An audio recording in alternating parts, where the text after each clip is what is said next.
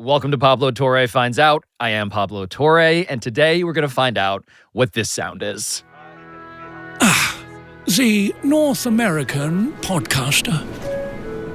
A modern species of extreme abundance. One defined as much by its curiosity as by its tweets. Right after this ad.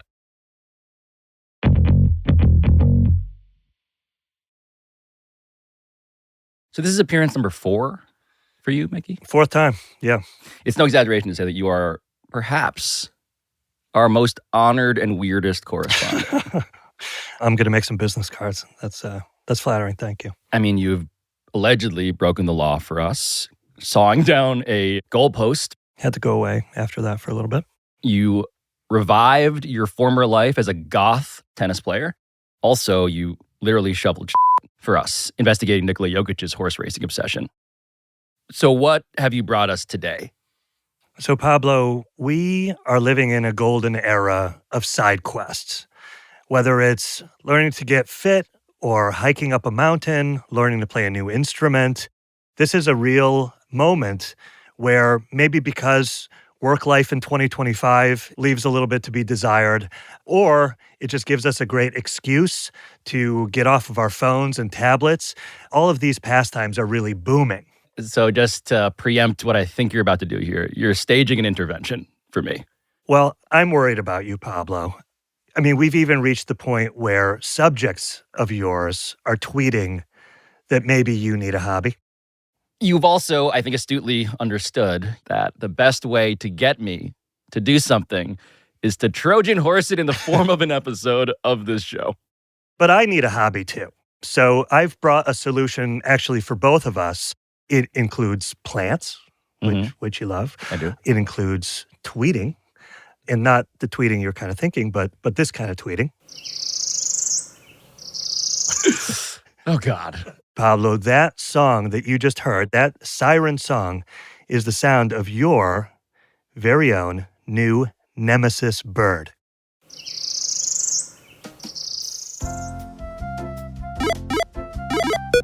Okay, so to just understand the concept of the nemesis bird, which is stunningly not a thing that PTFO correspondent Mickey Duzyj just made up for us, we do need to go back about 6 months or so. Because Mickey is a very busy and Emmy-nominated documentarian and artist and animator whose original illustrations you can see as this episode unfolds over on our YouTube channel.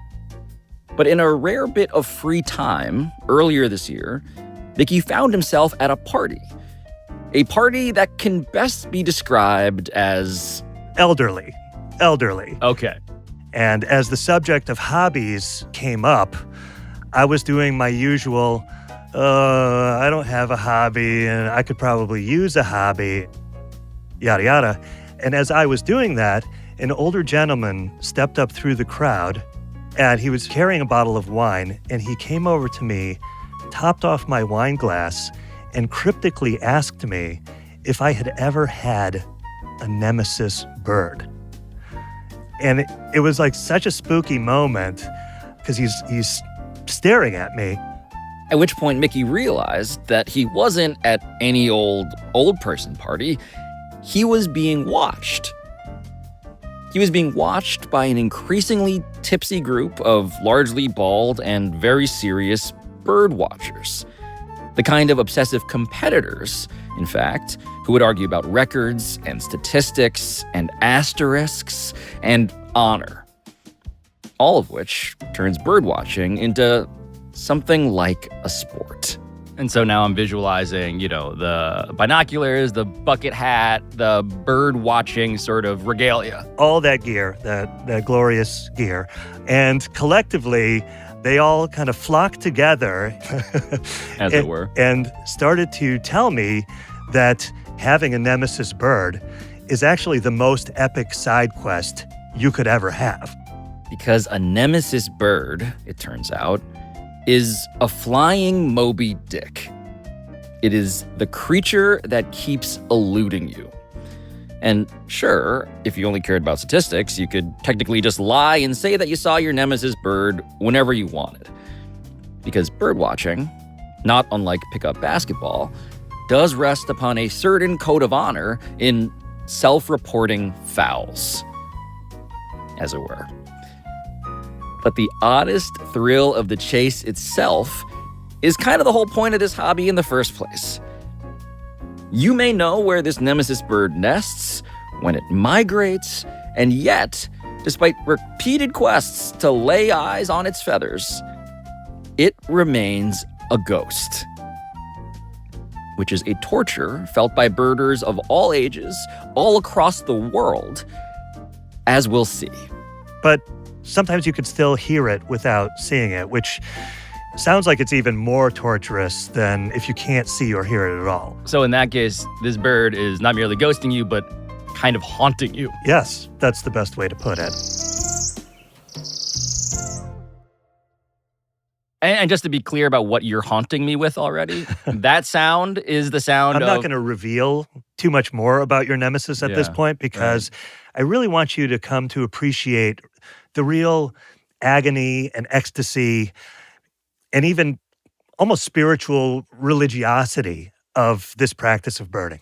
I've previously spent my life considering bird watching probably to be the lamest of all hobbies. Yeah, I feel like a lot of our viewers and listeners may be thinking that very same thing to themselves right now. Totally. And 6 months ago, I was right with them before it was kind of my side quest outside of, my old person party. And some of these people have traveled the globe to see thousands of birds each. Some have vanished into thin air amidst having a war with other mysterious birders. Or else they've spanned decades and continents, bushwhacking through rainforests, climbing up active volcanoes, just to see their one single nemesis. So I should say that I think I actually, at this point in my life, appreciate birdwatching in theory more than you used to. I have gone to Central Park, for instance, and stared up at a tree among other people, looking at Flacco, the now deceased, escaped Central Park Zoo owl. I've seen red-tailed hawks in Washington Square Park attack, squirrels and shit. I have been a rubbernecker, if not a watcher. I just didn't realize that today, apparently, I would get, to mix the metaphors here, a personal white whale. You will come to appreciate things like this. So this sound,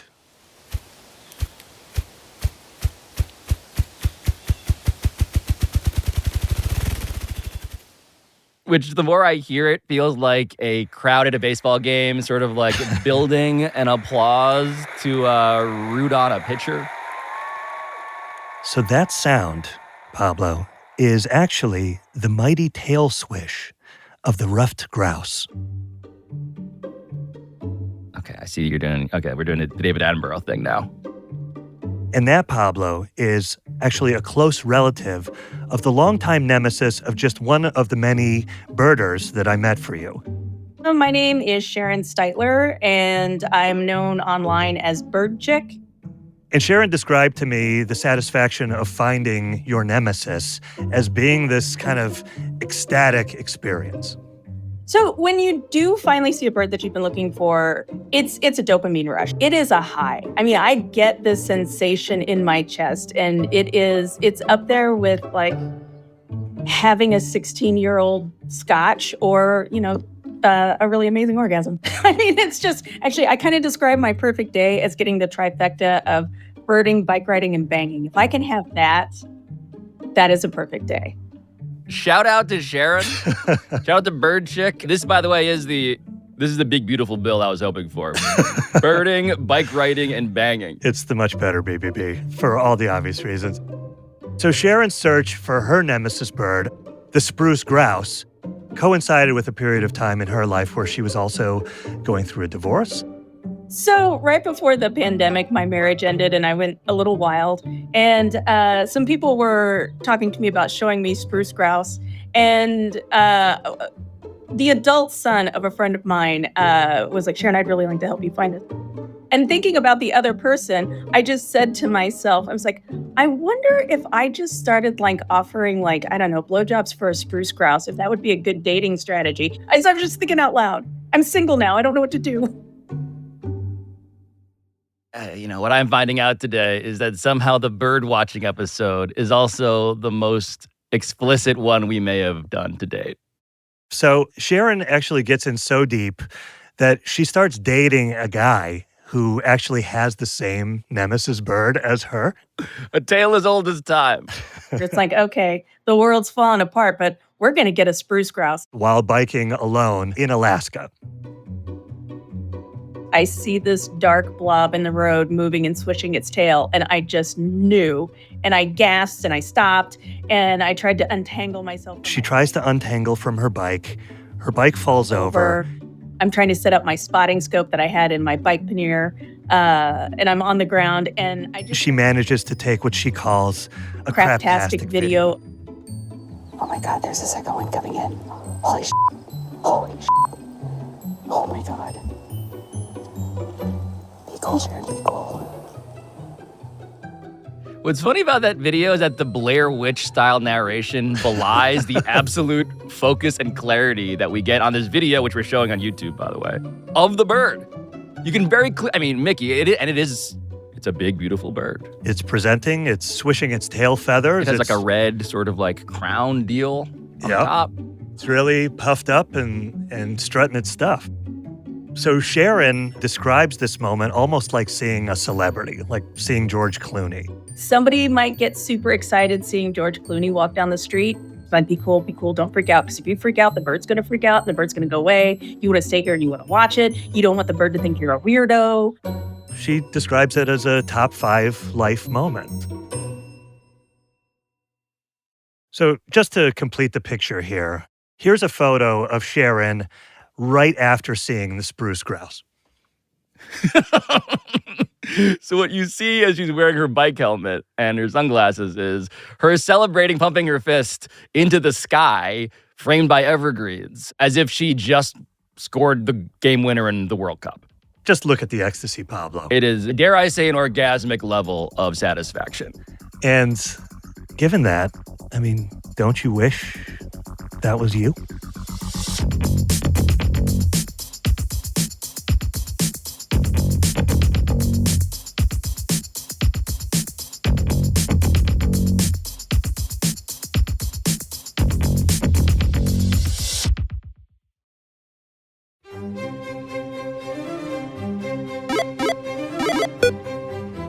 So one big thing that Sir David Attenborough will not tell you, as much as I love the BBC documentary Planet Earth, is that the world of birding has been shaken by a lot more than merely the tremors of the human orgasm.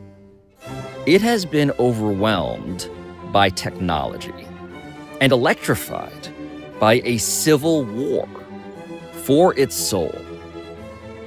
But before we continue this parade of competitors whose eccentricities will truly rival those of the birds themselves, you should know that in the United States, the bird started going from something to be shot and worn to something to be watched and counted not that long after the actual Civil War. Around the late 1800s. A much more humane brand of birding emerged. An ornithologist named Florence Bailey wrote a series of books and field guides aimed more towards an amateur audience. And the most famous of these books was a book called Birds Through an Opera Glass. And an opera glass, for the record, is like a pair of kids' binoculars with a stick. Yeah, and they're, things that kind of the upper class use when they go to performances. So, these are golden. But moving from the scope of a rifle to opera glasses brought a totally different enthusiast into the world of birding. And in 1901, thanks to the work of an enthusiast and ornithologist named Edmund Sellis over in England, the term bird watching was hatched. He, like other ornithologists, would also kill birds to study them. But then Dr. Sellis had this epiphany. On June 23, 1899, at precisely 3:15 in the afternoon, he began to watch a pair of Eurasian nightjars. The nightjar, as Dr. Sellis wrote in issue 699 of The Zoologist, quote, harmonizes to absolute perfection with the sandy ground, dry sticks, and pieces of fir tree bark, amongst which it so often lays its eggs. I once belonged to this great poor army of killers, but now that I've watched birds closely, the killing of them seems to me as something monstrous and horrible. So the last century of birding has actually been really, really interesting.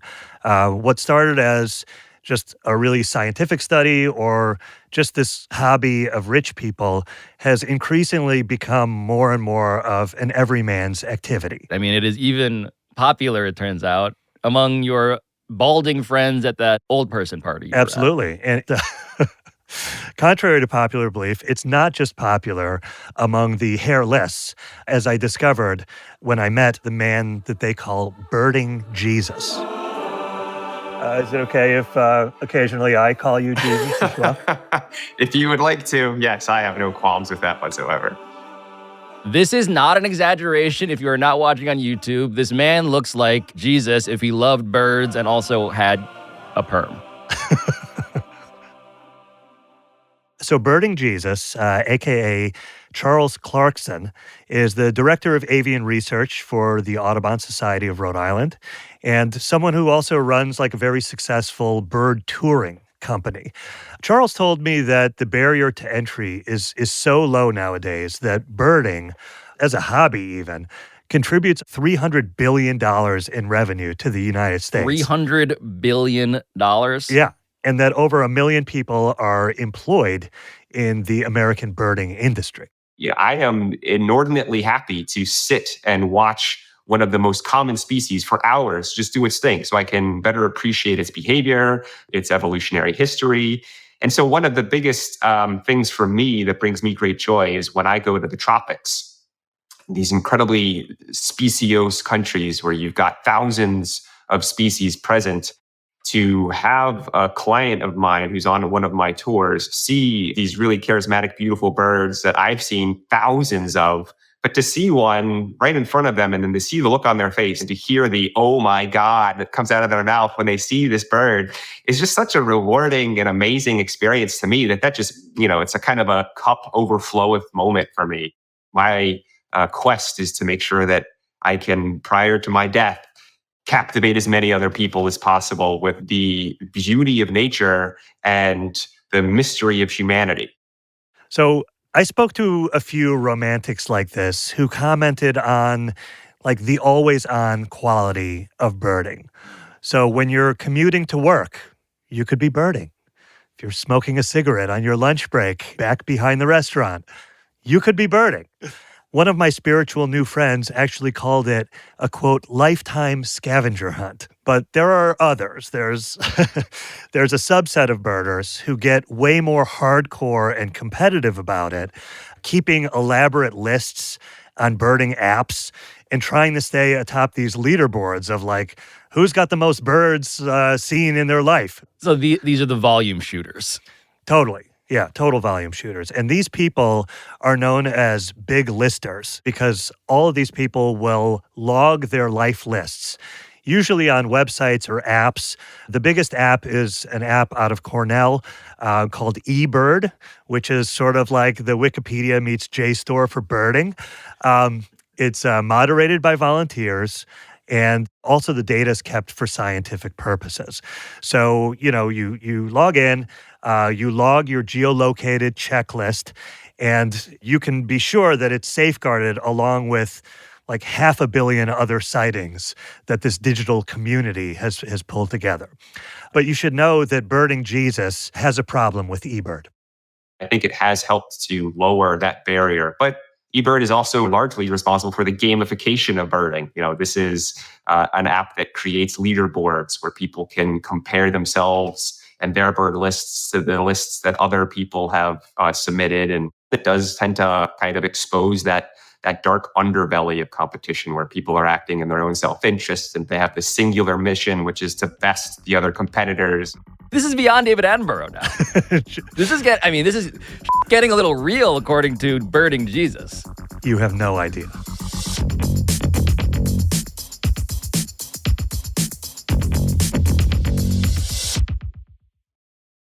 Guys, it feels pretty good when you accomplish something you've dreamt of for a long time. I've been feeling really, really lucky to not just make it to 30, but to be doing all of the things I ever wanted to do, including working here on the Dan Le Batard Show with Stu Gatz. And when you think about it, the origins of this show were once just a dream for them. That dream turned into the show and business that you're listening to today. And starting your own business is a dream that lots of us share, but too many of us just let it remain a dream. Don't hold yourself back thinking, what if I don't have the skills? Or what if I can't do it alone? Those what ifs turn into why nots with Shopify by your side. Shopify powers millions of businesses worldwide, including 10% of all US e-commerce. Whether you're Mattel or you're just getting started, Shopify's got your back. Not a web designer? Not a problem. Shopify has beautiful, ready-to-go templates. Need help with the details? Their AI tools can enhance product images, write descriptions, and even generate discount codes. Worried about finding customers? Shopify makes marketing easy with email and social media tools. And if I ever get stuck, Shopify's award-winning 24/7 support is always there. Turn your big business idea into with Shopify on your side. Sign up for your $1 per month trial and start selling today at shopify.com/Batard. Go to shopify.com/Batard. Shopify.com/Batard. On WhatsApp, no one can see or hear your personal messages. Whether it's a voice call, message, or sending a password. To WhatsApp, it's all just this. So whether you're sharing the streaming password in the family chat or trading those late-night voice messages that could basically become a podcast, your personal messages stay between you, your friends, and your family. No one else. Not even us. WhatsApp. Message privately with everyone.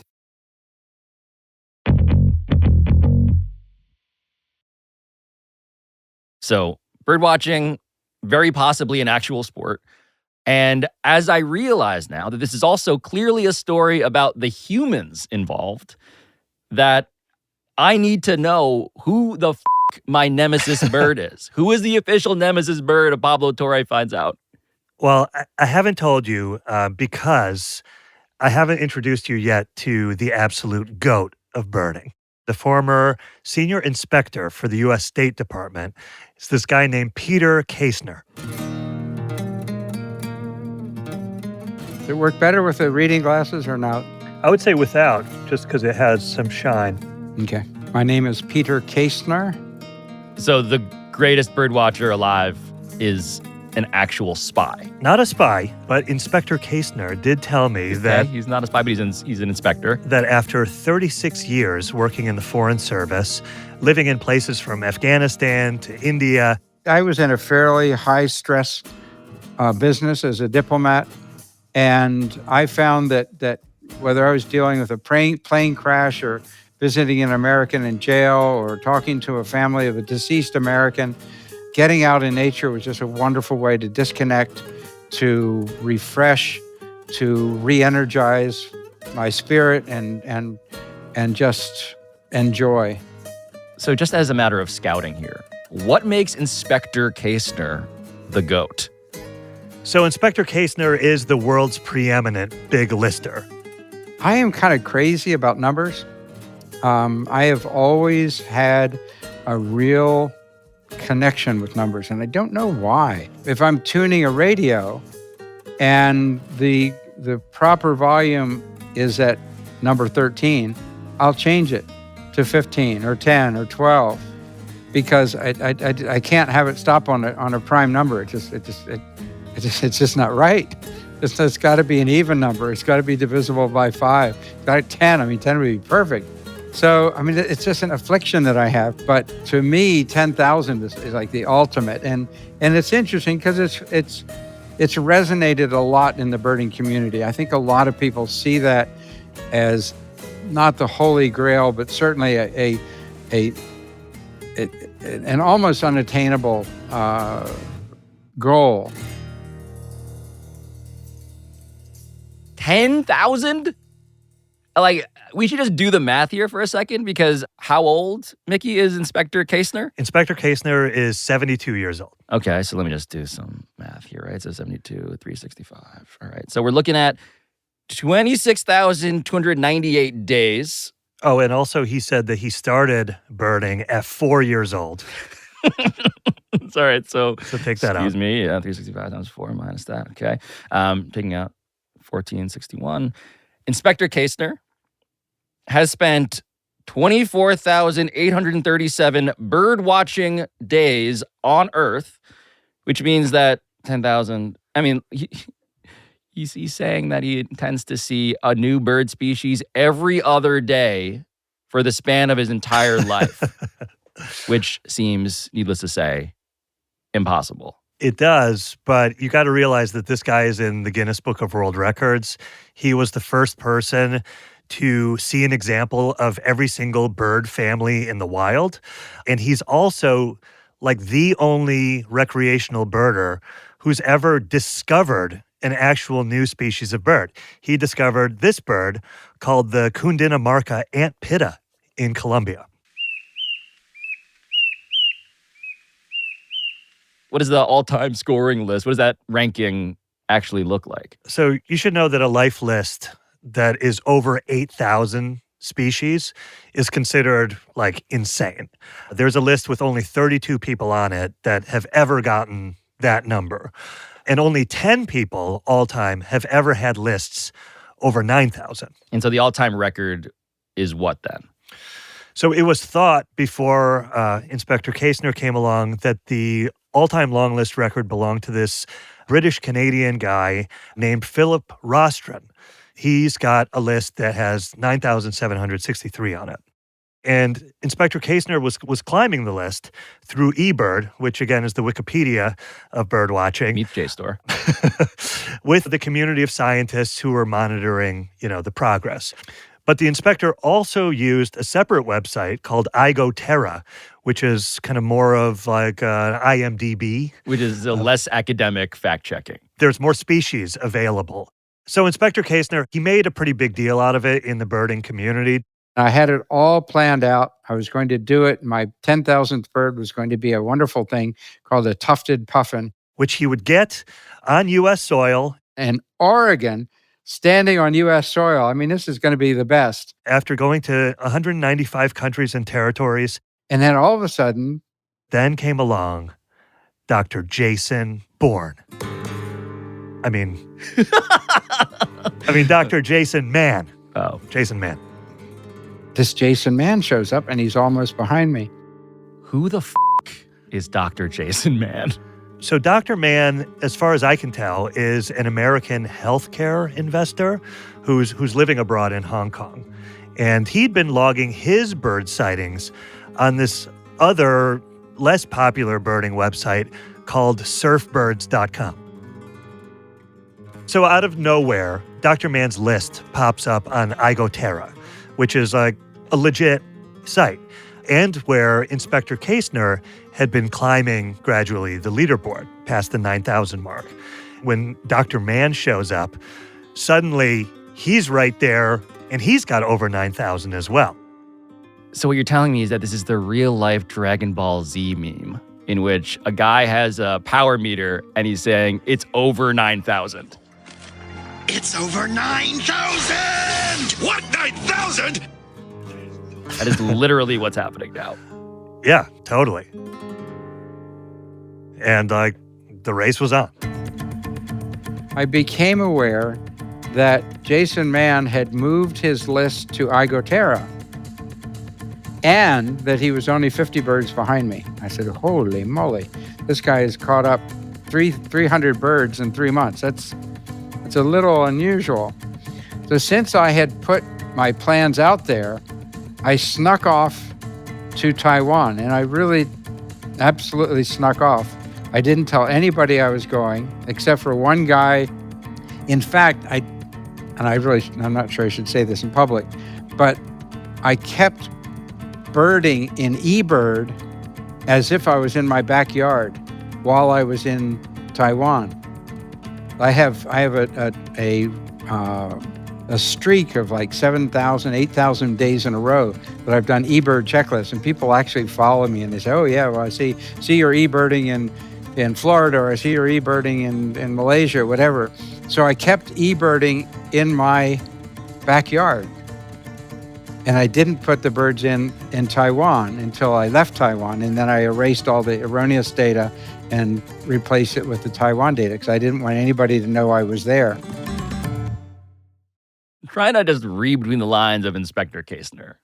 He's alleging that something nefarious, something maybe a little dishonest may be afoot. I mean, the race to 10,000 at this point goes full cloak and dagger, with each man crisscrossing the globe in this high-stakes pursuit to reach the finish line first. Right. Now I have McGuire and Sosa. Now I have the two of them like barnstorming around the world, competing, keeping up with each other. In this world, it was that big. So Dr. Mann is in Colombia, where there are tons of species of birds.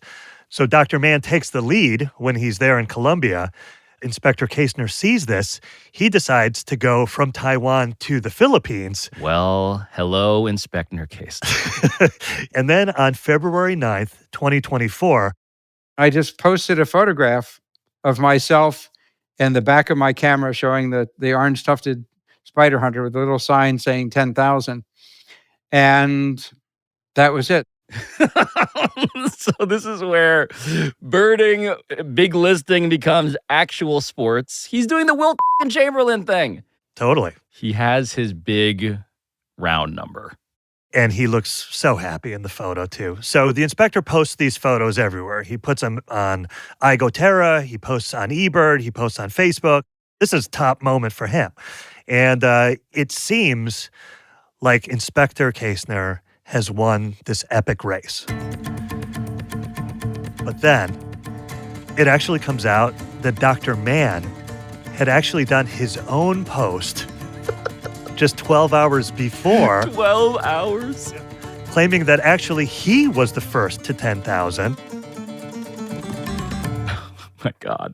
So Dr. Mann's production values here seem to be even greater than Inspector Kaestner, because he has a graphically edited, like, digital medallion he's given himself in gold where it says 10K and then has lifetime birds underneath. Is that fake? Did he put fake confetti, like golden confetti? He's like sweaty in a jungle, but he's like superimposed confetti. And it says new world record, Jason Mann, and has a little illustrated bird on the side. This is his trophy for the world. And the reaction is what? So Inspector Kaestner says that with these things happening at the same time, after a lifetime of nobody ever coming close to 10,000 and two people doing it and claiming it on the same day is just nuts. And the birding world exploded. It really did. It's a little suspicious. Dr. Mann, is he legit? Like what do you think? What do you know? So Dr. Mann did not respond to many texts and emails that we sent him over the last few months. And he keeps like a very low profile online. He even took down a bunch of his LinkedIn profile after we initially reached out to him. So I'm now just like, I'm doing some just cursory research into Dr. Mann. And there's this thread on birdforum.net. It's a comment thread. And the quote, I think, says what many viewers and listeners might be thinking.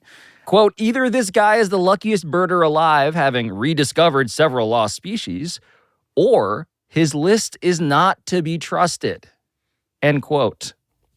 Yeah, so a lot of the species that Dr. Mann had on his iGoTerra list did raise eyebrows.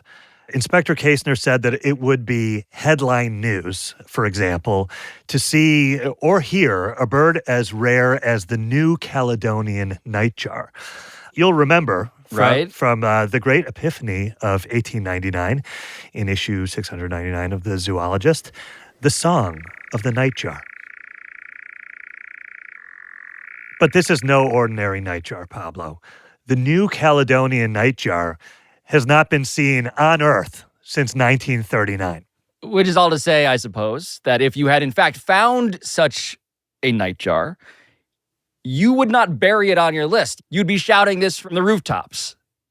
Or treetops, for sure. I'm looking at just the other pages available to me on birdforum.net. And here's the quote from one of the pages.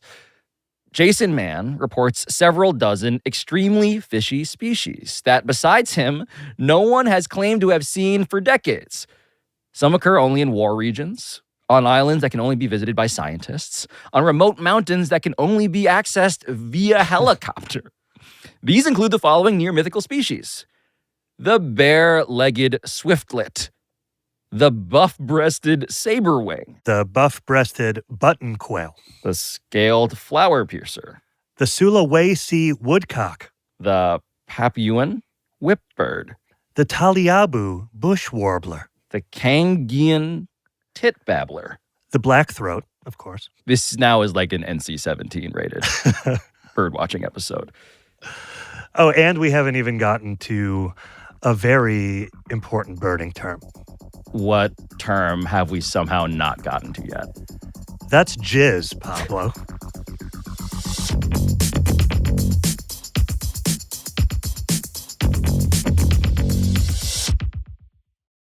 Ryan Reynolds here from Mint Mobile. With the price of just about everything going up, we thought we'd bring our prices down. So to help us, we brought in a reverse auctioneer, which is apparently a thing. Mint Mobile Unlimited Premium Wireless. How to get 30, 30, bit to get 30, bit to get 20, 20, 20, bit to get 20, 20, bit to get 15, 15, 15, 15, just $15 a month? Sold! Give it a try at mintmobile.com/switch. Upfront payment of $45 for 3-month plan, equivalent to $15 per month required. New customer offer for first 3 months only. Speed slow after 35 gigabytes if network's busy. Taxes and fees extra. See mintmobile.com. The Red Hot Clearance event is on right now at Burlington, and I'm excited for the markdowns. It's all about savings on top of savings throughout the store. This is when I stock up on styles for my closet, home decor, and much more, because there's up to 70% off other retailers' prices on clearance. I mean, I'm going every day because these prices, too hot to miss. Burlington. Deals, brands, wow. Styles and selections may vary by location.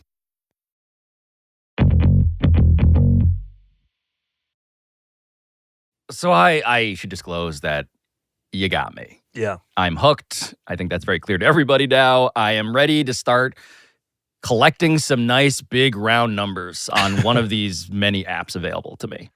So we all know that you get your ecstasy from competition. But let's recall that before we got distracted by the dirty birdie names here, that our friend Charles, Birding Jesus. right, Birding Jesus, mentioned that big listers actually represent the dark underbelly of birding and kind of like the gamification of what should be a spiritual experience. So I got Charles to talk about this race to 10,000, and Jesus got angry, Pablo. I can't fathom the idea of spending large sums of time and money to go to some faraway location only to zoom around the country in a very short period of time, jumping in and out of cars just to see one bird, check it off a list, get back in the car and drive to another location. There's nothing else that, for me personally, is as impressive as the lords of the air flying all over our planet. And so they've always been a source of my motivation. And in many ways, they are a pretty consistent source of my happiness. Viewing them as a source of competition, even on a personal level, to try to set a goal of seeing X number of species. And to me, that's kind of the antithesis of why I love birds. The lords of the air being the birds and not the people. So consider the nemesis bird, Pablo. It's not about finding it or not, even though it seems to be. It's really about the search, investigating, interrogating, noticing things, being out of cell phone service. To not be immersed in cyberspace, but actually be immersed in reality. And after doing that, you can witness these like small, majestic miracles. So, I mean, you're probably tweeting right now. I have multiple tabs open, for the record. But to hear Jesus tell it, for a bird watcher to actually successfully find their personal nemesis bird, you almost have to put yourself in like a sensory deprivation chamber for your soul. Okay, I'm closing my other tabs. So Birding Jesus' longtime nemesis bird was the rufous-vented ground cuckoo, which is known as the ghost of the forest for being really one of the most elusive birds on Earth. They spend their time chasing ant swarms through the jungles of Panama and Colombia. And there are all sorts of birds and other organisms that use them as a food source. So after 30 trips down to the jungle over, 10 years, as Charles was walking by himself through the jungle, he heard the call of an ocellated antbird.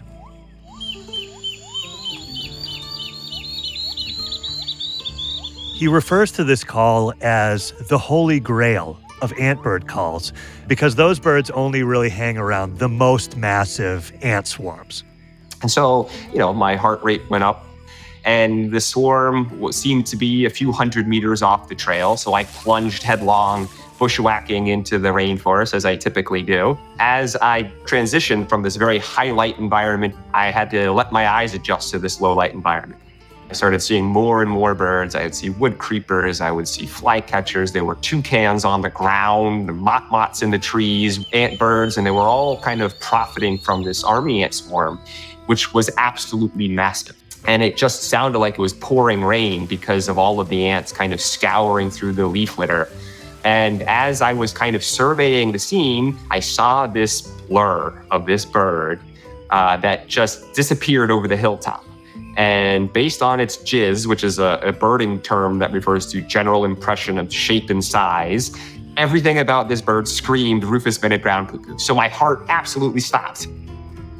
And yes, in case you were wondering, Jesus wept. Yes. Well, yes, I did have tears in my eyes. It wasn't a nemesis bird of mine because it was a bird I wanted to check off a list. I was just absolutely captivated, enamored, fascinated by this group of birds that have evolved this incredibly unique lifestyle. This one individual would then choose to spend an hour and a half in close proximity to a human was just, I felt, a very special experience. So after a while, I called my wife and I whispered to her as I was kind of sobbing, I found my bird. I'm staring at a rufous-bedded ground cuckoo right now. It's just a few hundred feet away from me.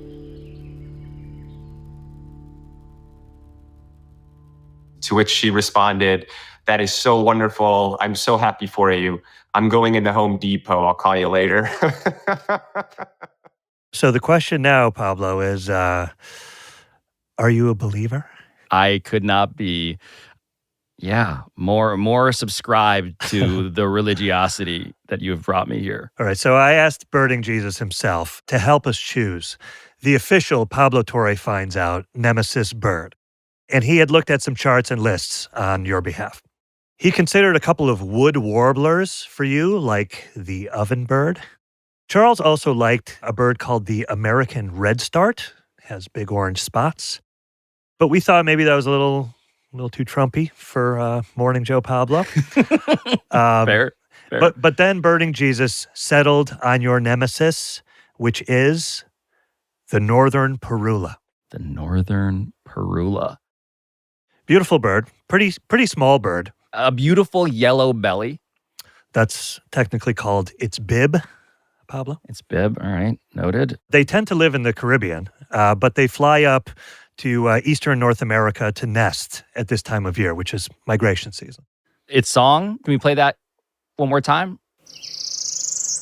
So Charles told me that the song of the northern parula is actually so high-pitched that people that start to lose their hearing, they lose the ability to detect your nemesis bird's song. Which feels like a bit of a metaphor that I am unable to currently translate fully. It's a young man's bird, Pablo.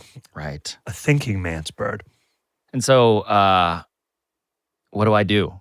What do we do? So Charles told me that of all places, the birding mecca is really Central Park.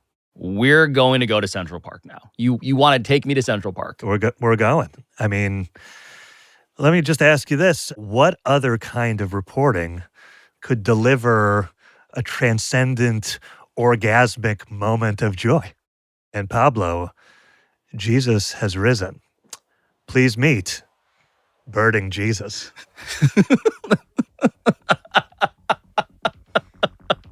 Hello. There he is. How are you? What the is happening?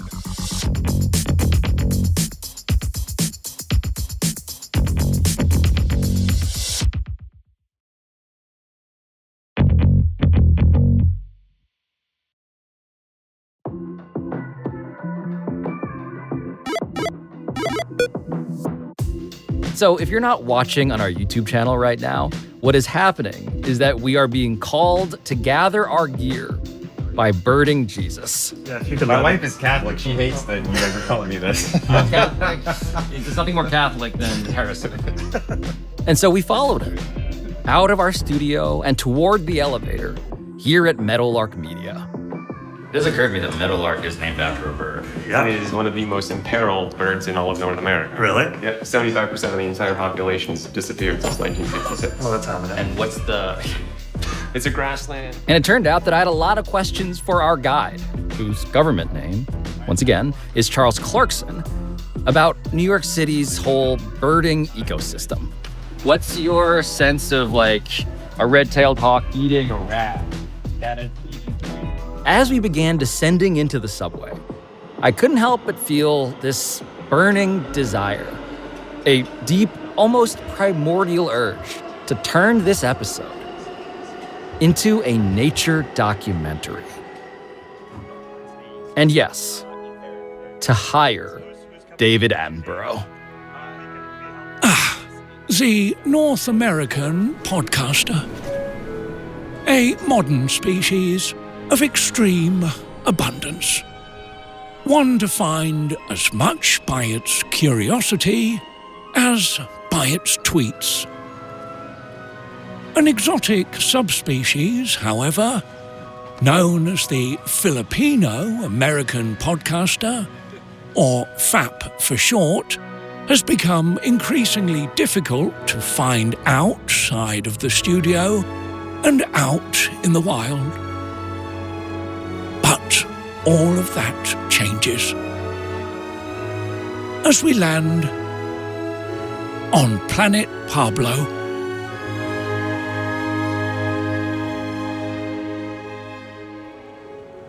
This afternoon, the podcaster has camouflaged himself, swapping out the trademark blue cardigan of the species for the cheap blue vest of the common birder.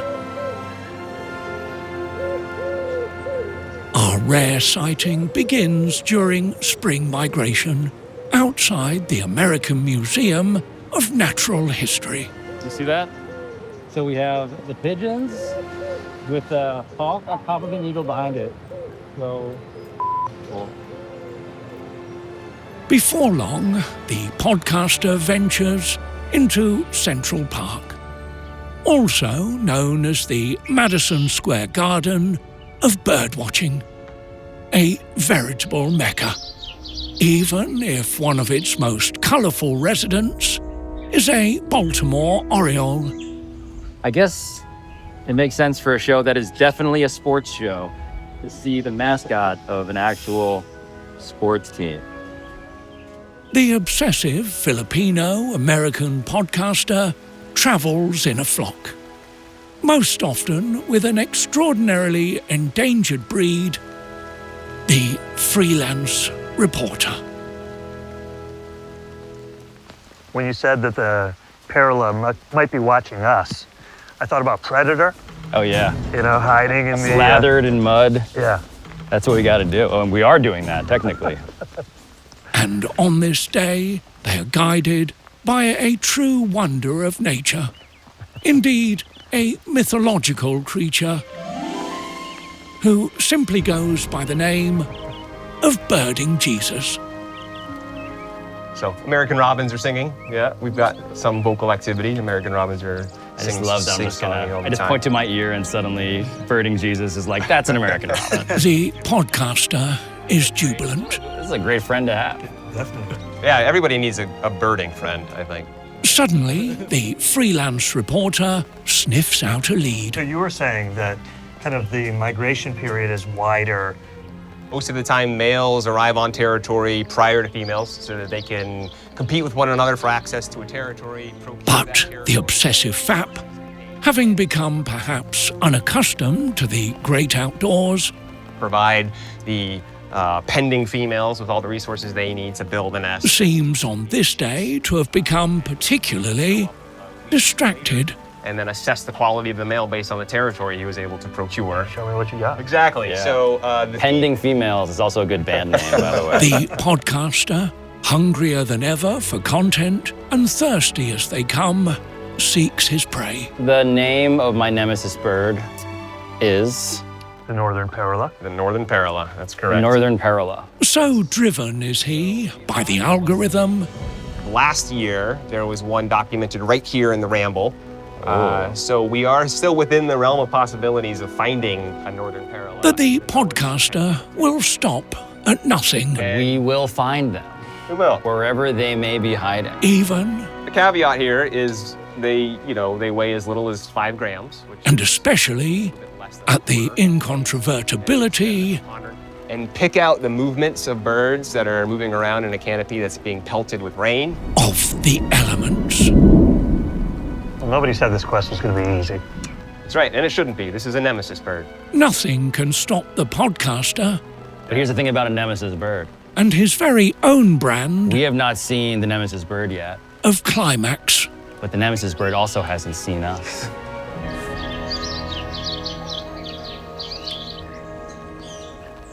Canada goose. Canada goose. Yeah, Canada goose. Canada goose. Wait, the jacket or the bird?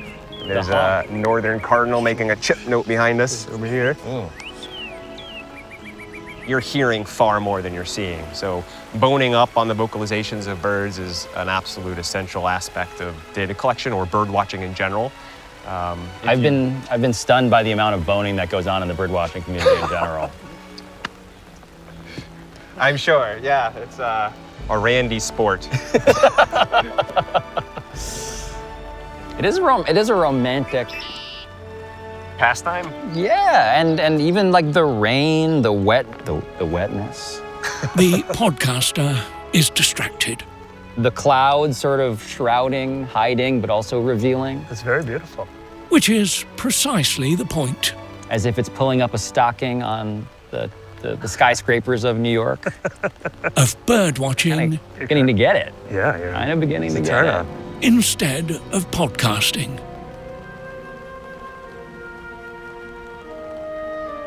I've greatly enjoyed this.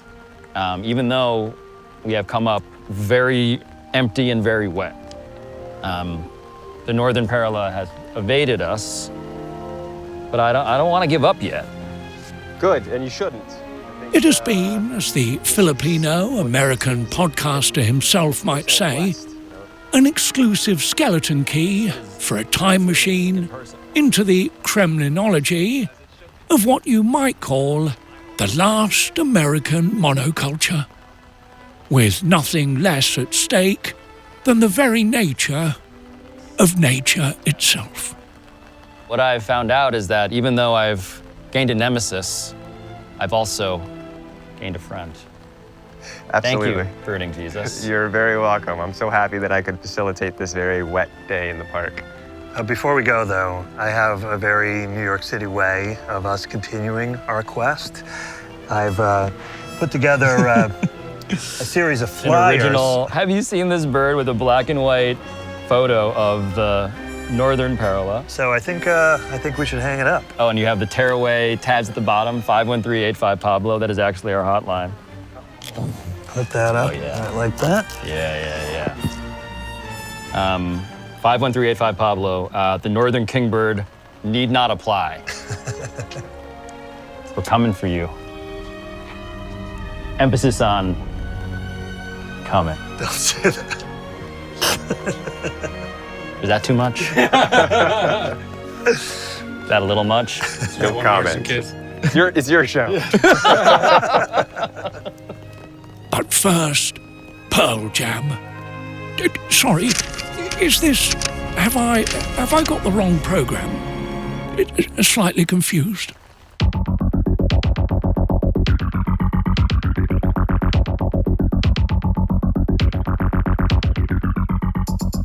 And that, for the record, was not the real David Attenborough.